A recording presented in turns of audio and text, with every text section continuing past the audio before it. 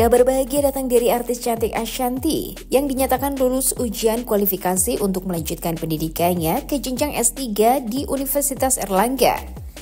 Namun di balik kesuksesannya, ibunda dari 4 anak itu mengaku sempat mengalami stres berat saat mengerjakan ujian. Selaku suami, Anang Hermansyah juga mengungkapkan bahwa istrinya sampai rela begadang demi mengejar gelar barunya itu. Wanita berusia 40 tahun ini merasa ujian ini tidak mudah dan mengaku tidak diperlakukan khusus meski berstatus public figure. Sebagai seorang istri sekaligus ibu, ia juga mengalami kesulitan membagi waktu antara keluarga, pekerjaan, dan pendidikan. Lantas apa yang membuat Ashanty tetap semangat meraih gelar doktornya tersebut?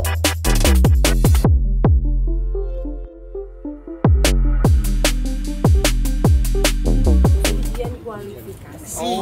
Jadi stepnya kalau di masih ada 4 kualifikasi lagi. Jadi kemarin ujian kualifikasi itu yang pertama.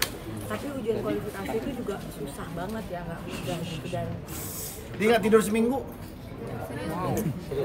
Lagi nggak apa-apa biar ini tahu. Mentornya gurunya tuh ini. Nah, terus ujian kualifikasi itu memang lumayan susah dan kayak bener-bener apa ya? Ternyata ya memang benar, nggak mandang siapapun yang ada di depannya, ya namanya mereka ada 7 penguji, ada profesor-profesor yang memang ahli di bidangnya masing-masing, dan mereka benar-benar memberi masukan-masukan yang alhamdulillah bisa menyempurnakan nanti disertasi aku. Disertasinya. Nilainya berapa? 8,7. Padahal dengan banyak catatannya banyak banget. Jadi selama sidang, kenapa aku sampai nangis tuh karena ya aku ujian kualifikasi orang pertama di angkatanku plus 2 jam.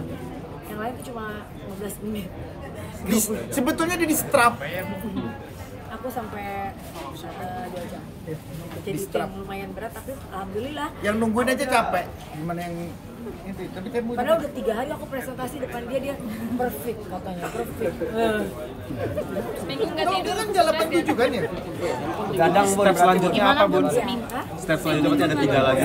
Masih ada 3 lagi. Aku sidang proposal, terus kan 1,5 tahun kemarin itu kan aku lebih ke belajar ya, lebih ke bener-bener belajar yang ada kuliahnya dan lain-lain. Kalau setahun itu udah setengah aku lewatin, setahun setengah ke depan ini bener-bener disertasinya. Kebetulan aku pilihnya penelitiannya kualitatif, jadi banyak akan banyak ketemu orang, ya wawancara gitu-gitu. Jadi kayaknya di kelas aku sendiri sama berdua ya, yang lainnya pakai penelitian kualitatif. Tentang soal apa sih, Bun? Kayak stres atau apa kepikiran soal Karena kan dulu judul aku kan yang memang aku concern banget adalah kekerasan terhadap perempuan ya gitu. Nah, sekarang tiba-tiba aku ganti judulnya, yaitu adaptasi artis terhadap transformasi digital gitu. Karena menurut mereka belum ada yang ngangkat ini, kalau kekerasan udah banyak gitu. Tapi jurnal yang aku bikin tetap tentang kekerasan karena udah terlanjur setengah jalan, jadi yang berubah cuma disertasinya. Tapi kalau jurnal yang kemarin itu aku udah masih tetap ada namanya mencari ilmu itu kan nggak ada batasannya.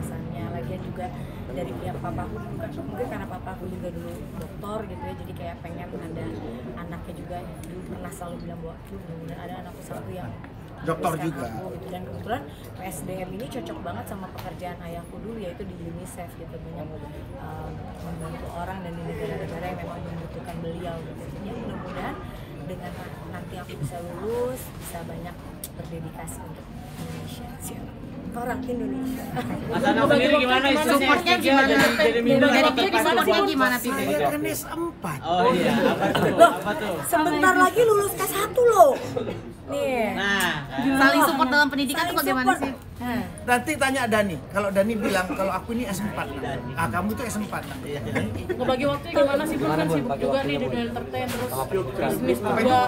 Lagi waktu mungkin Bunda dunia entertain sama pendidikannya Memang membagi waktunya yang luar biasa menurut aku tantangannya di sini, karena kan aku juga ibu rumah tangga, aku juga ngurus anak dan suami, aku juga bekerja bisnis ya, dan tidak mudah sebenarnya mengatur waktu di tengah kesibukan yang luar biasa ini. Tapi support dari suami, support dari anak, support dari orang sekitar itu luar biasa banget. Jadi kayak di saat hari-hari aku nangis, di saat hari-hari yang aku kayak aku lelah, aku nggak mungkin lanjutin, dan teman-teman sekelasku Masya Allah banget. Kamu bilang terima kasih tuh. Iya, terima kasih. Dan juga ya, PA1 aku dan PA2 aku ya, Pak Suko dan Pak Fendi yang ayo bisa baca, belajar, karena cara berpikir S3 tuh tidak seperti kalau mungkin teman-temanku yang akademisi mereka udah biasa gitu ya. Kalau aku kan dulu S1 ya lumayan ya, terlalu susah ya. S2 waktu itu aku ambil bisnis karena memang aku butuh basic bisnis, gak punya basicnya gitu. Nah di S3 ini PSDM, pengembangan sumber daya manusia, aku banyak menemukan hal-hal yang menurut aku begini ya gitu, dan cara berpikirku juga semua tuh benar-benar dirubah gitu. Jadi ya mudah-mudahan aku kalau bisa, karena Universitas Airlangga kan salah satu universitas negeri terbaik gitu ya, jadi tidak menyesal kalau aku masuk situ gitu, karena aku dituntut untuk ya lo harus belajar, nggak bisa masuk sini tapi mau setengah-setengah cuma dapat gelar S3 doang tapi nggak bisa ngerti pakai apa-apa gitu. nggak bisa pakai embel-embel artis, nggak bisa Ternyata Harus harus belajar gitu, dan aku senang karena aku dituntut di sini untuk kamu siapapun kamu ya, kamu harus bisa selebrita, jadi harus belajar, harus benar-benar, dan aku disupport banget sama suami dan anak-anak, jadi aku benar-benar masya Allah yang pokoknya aku minta sampai S7 pun gimana pun aku tuh gak ada ngoyo-ngoyo kayak habis dapat gelar dokter mau ngapain, belum terpikir ya kalian belajar dulu aja orang susah banget tuh. Jadi yang penting aku bisa mendapatkan bener-bener ilmunya di sana, aku bisa belajar yang bener, dan ke depan nih tahun depan setahun aku bener-bener gak akan banyak pergi-pergi, hanya fokus kayak kerja, rumah sekolah. kerja sama sekolah. Jadi bener-bener aku blok dulu kayak kehidupan yang lain, karena kalau aku nggak apa-apa pun aku ngurus semua juga bisa, kalau nyuci, masak bisa.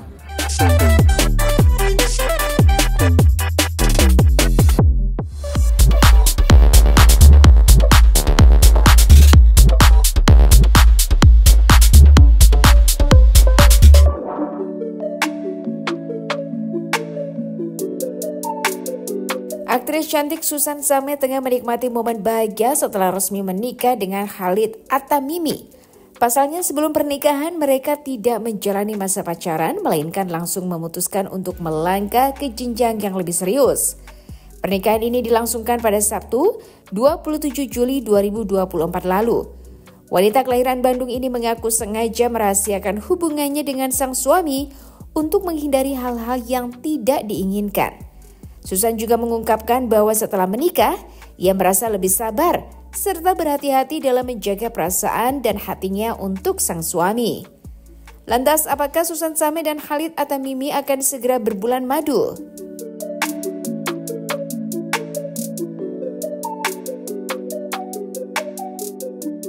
Alasannya karena ingin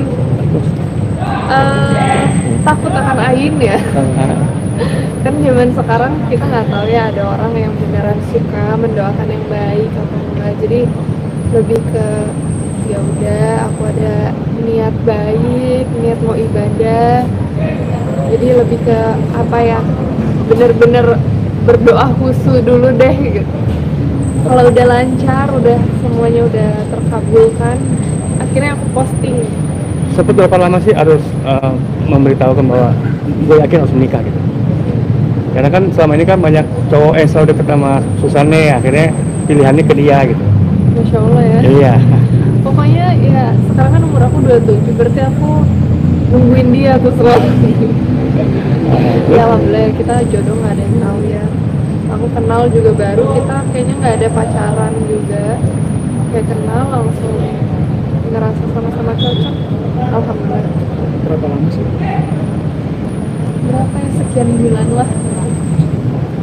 Akhirnya memutuskan untuk menikah. Ini aku pertama loh ngasih tahu tentang pernikahan. Iya. Lumayan deg-degan. Beda sama waktu sendiri ya, waktu tanya ya, beda sekarang ya. Kenapa? Lebih beda rasanya kalau udah menikah sama sebelum ditanya ya. Iya, lebih beda ya. Sekarang ketemu kaliannya juga di tempat main bola ya kan. Iya. Mengenalnya sendiri gimana sih? Kenapa? Mengenalnya dengan suami? Mengenalnya alhamdulillah baru kenal tuh langsung kelihatan semuanya, terus udah langsung kenal dengan sama keluarganya gitu. Jadi bener-bener pengenalannya itu cepet gitu. Perubahannya banyak sih, lebih apa ya, bisa belajar untuk lebih sabar, terus apa lagi ya, kayak menjaga hati dan segala-galanya itu udah pasti lah. Jadi lebih ke kayak ada perasaan yang harus aku jaga, ada tugas-tugas perempuan yang harus aku lakukan. Ini juga momen pertama kali nemenin suami keluar aktivitas atau sebelum-sebelumnya? Sebelumnya udah pernah, cuman untungnya kalian belum ketemu ya. Untungnya ketemunya pas sudah halal. Ya. Bisa boleh tahu apa yang hadir siapa, terus maharnya berapa gitu, boleh jelasin? Apanya? Mahar nikah, adalah sekian. Dari prosesnya khidmat. Kenapa? Khidmat menjalankan proses. Kenapa? Hari proses pernikahannya khidmat juga. Iya, alhamdulillah. Pokoknya kayak aku juga orangnya nggak yang pingin gimana banget. Aku pokoknya yang penting simpel, yang penting bukan di dalam bukan acaranya, tapi yang penting adalah kita menjalankannya. Semoga berkah, sakinah, mawaddah warahmah. Doain ya. Pokoknya kita nggak ada gimana, kasih semuanya ke Allah. Pasti Allah kasih yang terbaik.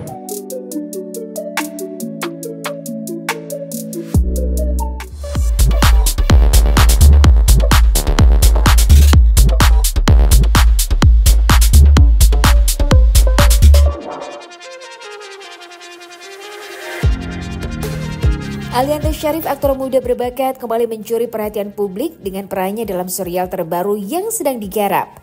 Di tengah kesibukannya, Aliando mengungkapkan bahwa berat badannya sudah turun hingga 12 kg. Meski sibuk dengan karirnya, ia tetap menyempatkan diri untuk menjaga kesehatannya. Setelah sempat mengalami OCD, Aliando mengaku bahwa kondisinya di tahun ini jauh lebih baik dibandingkan tahun-tahun sebelumnya dan siap untuk memulai hubungan baru. Selain itu, pria berusia 27 tahun ini juga secara terbuka menyatakan bahwa dirinya sedang mencari pasangan. Mantan Prilly Latuconsina itu juga mengaku tidak keberatan jika pasangannya bukan berasal dari kalangan artis. Lantas apakah Aliando sudah memiliki calon untuk menjadi pasangan hidupnya?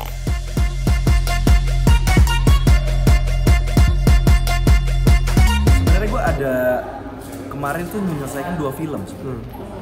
Kemarin ada 2 film yang selesai dan sekarang ini masuk, cuman mungkin karena nggak tayang kali ya. Jadinya yang ini, dan kemarin juga pressconnya karena taping ya. Udah ada, gue baru tahu ya, sekarang ada taping. Jadi gue bilang, loh mana orang yang nanya? Gue bilang, kok pada kagak ada kamera? Gue bilang, ya udah ternyata taping. It's okay, gue bilang. Gue udah 2 kali taping, melakukan presscon, dan sekarang gue melakukan diselenggarakannya Hitmaker untuk menyelenggarakan presscon yang no taping dan langsung kita. Ya gue seneng sih akhirnya dari kemarin sebenarnya gue sudah menyelesaikan 2 film dan sekarang adalah series kedua dari yang sebelumnya. Li, kan tadi bilang pasif nih untuk menerima tawaran sendiri, memang dari elunya sendiri atau seperti apa sih? Ya dari gue sendiri sebenarnya. Sebenarnya dari guenya sendiri karena cukup picky juga. Bilang picky sih gue ya gimana ya, orang itu kan bebas berimajinasi selagi dia dalam ranah kreativitas. Sebenarnya sih nggak apa-apa untuk berkreasi, mau jelek mau enggak nanti dulu, yang penting berkreasi. Terkecuali dia berkreativitas punya subnya itu adalah nominal atau dan lain-lain gitu, itu yang dihindarin paling. Tapi yang benar-benar mau berkarya ya itu yang akan kita ladenin gitu. Berarti tahun ini film dan series lagi digempur terus nih? Film dan series lagi benar-benar digempur sih, yang lagi dijalanin sekarang gitu. Kak, main film tuh jadi healing gak sih buat kamu? Saya balik lagi ke sebenarnya nggak juga atau jadi malah stres main film? Karena stres gitu, main film mah stres. Oh, ya? Stres banget, capeknya itu karena pembedahan skripnya itu berkali-kali gitu, capek. Apalagi ini 10 episode gitu. Ini bacaan 1 episode capek, ini 10 episode berkali-kali gitu. Dan ya dibilang menyenangkan ya, tapi itulah yang gue senangi. Gue seneng capek dengan kondisi seperti ini gitu. Dibanding gabut gitu ya atau gimana? Iya dibanding gabut. Jadi kalau gue kalau gabut ya udah baca skrip. Oh ini tuh apa namanya? Oke ini paling gitu. Sebenarnya batasan dalam perubahan impactnya mungkin kepada eksternal kali ya. Jadinya kayak kemarin ke TV jadi banyak yang lebih memilih guanya maunya yang kurus gitu loh. Tapi it's okay, gue sih nggak masalah. Itu kan hak mereka. Tapi juga gue kan nggak mematok untuk mereka juga ngikutin gue gitu. Itu kan ego aja masing-masing. Dan keterbatasan yang gue milikin mungkin gue jadinya nggak banyak hal yang gue lakukan kali ya, karena untuk ambisi yang gue milikin untuk kalau gue ini mau kurus gitu, jadinya ya paling gue meninggalkan banyak hal sih yang pastinya enggak penting gitu. Ya paling kayak main gitu, itu gue kurangin banget, gue paling lebih banyak di kamar. Ada program nggak sih? Udah ideal nih sekarang untuk aku berat badan. Apa? Udah ideal menurut lo? Belum sih, gue masih pengen 5 kilo lagi lah. Tapi lu sendiri merasa kayaknya gue kalau misalkan agak berubah lagi, penampilan agak enak lagi, actingnya harus seperti apa sih? Jadi ada program untuk nurunin atau seperti apa sih? Kalau program paling nggak ada sih. Gue jarang pakai program-programan terlalu, ya sebenarnya bagus, cuman gue tuh butuh yang cepet gitu ya cepet mati juga emang. Cuman gue terlalu banyak tete bengek gitu. Ini sensor nggak sih tete bengek tuh? Enggak ya. Jadi kebanyakan kalau tetenya sensor ya. Ya udahlah. Jadinya ya maaf. Tetrit gitu dong. Terus kalau terlalu banyak tete bengek juga gue, ini enggak ya. Sorry ya maaf. Jadi terlalu banyak tete bengek gitu. Jadi gue nggak terlalu suka gitu. Aturannya terlalu banyak, jadinya ya udahlah. Gue berisik banget. Jadinya ya gue melakukan dengan cara gue gitu. Mungkin jarang aktif di medsos, kenapa sih ini? Jarang aktif di medsos sekarang akhir-akhir ini mungkin kenapa? Karena belum ada aktivitas film kali ya. Kalau gue kan pasti buat film. Kalau nggak jalan-jalan. Update 2024 ya. Ya kondisi dirimu saat ini. Ya 2024 yang pasti kondisi lebih baik daripada 2021 sebenarnya. Dan jadi di 2024 ini gue memang lagi mencari pacar. Sebenarnya, sumpah gue capek banget gitu. Kriterianya emang kayak gimana? Nggak tahu, yang kriterianya ya sesuai lah, yang menyesuaikan gitu ya. Karena gue nggak pernah pacaran sebelumnya, jadi gue nggak tahu rasanya yang sebenarnya itu pacaran gimana. Jadi film gue ini romantis semua, tapi kalau pemerannya nggak pernah pacaran kan juga bingung. Gue nggak bisa ngasih actingnya gitu, agak susah mau mewakilinnya. Paling gue sekarang cuman itu aja sih, karena gue udah didesek kapan nikah soalnya, walaupun umur 28 gitu. Kenapa akhirnya memutusin kayak gue pengen punya pacar? Apa ada kesepian? Butuh support system? Bukan, ya tetap aja pasti pada nanyanya lu kan nikah. Pasti gitu, gue udah 28, lu nggak nikah, pacaran nih kagak? Enggak, gue bilang. Kalau gue sih sebenarnya gue nggak apa-apa juga mau nikah sampai umur 30 gitu ya, 40 itu sih it's okay. Cuman kadang banyak banget ancaman-ancaman gitu loh. Kayak banyak ancaman-ancaman, ntar lu punya anak nanti udah tua loh, lunya udah ini loh, nggak bisa main sama anak gini. Aduh gimana ya, gue sih lebih mikirnya, gue lebih peduli kepada kehidupan gue sih daripada harus jenjang umur mah gitu. Kalau orang tua sendiri gimana masalahnya? Nanti kriteria lu seperti apa atau mungkin banyak orang yang bilang lu terlalu ribet sih dirinya atau seperti apa? Ya terlalu ribet sih, kalau gue pasti kalau nyari pacar ribet lah, pagi buat nikah ya. Gak mungkin yang ngasal-ngasal gitu, walaupun gue tuh endingnya kita nggak ada yang tahu, tapi yang namanya udah memfilter gitu. Ya nggak apa-apa juga, kita nyari kriteria sendiri agak susah sih daripada nyari sekedar pacar gitu ya. Utamanya apa? Nerima lu apa adanya atau seperti apa? Enggak juga lah. Kita lihat latar belakang, dia ini siapa, terus dia ini sebelumnya orangnya gimana. Artis juga mau? Enggak sih, siapa aja boleh. Wartawan? Enggak, maksudnya enggak laki juga ya maksudnya. Maksudnya siapa aja. Wartawan siapa tahu kalau latar belakangnya sama gitu ya. Seneng. Tapi kan gampang, Bang Ali. Bang Ali, tapi kan gampang ngelihat lo juga kan artis gitu. Gampang tuh cari calon. Kalau gue siapa aja. Kalau yang penting gue butuh cerita latar belakangnya. Kalau itu bener, gue bisa. Lu butuh teman cerita atau gimana sih? Latar belakang? Enggak, maksudnya kalau dalam hubungan itu butuh teman cerita atau gimana? Enggak, kadang gue tuh yang gue butuhin biasanya tuh yang bisa ngobrol pasti sih. Tapi kalau ngobrol dianya nggak sesuai sama kriteria dan latar belakang ya susah juga. Ada rasa nggak pede nggak sih mungkin ketika lu punya OCD ini?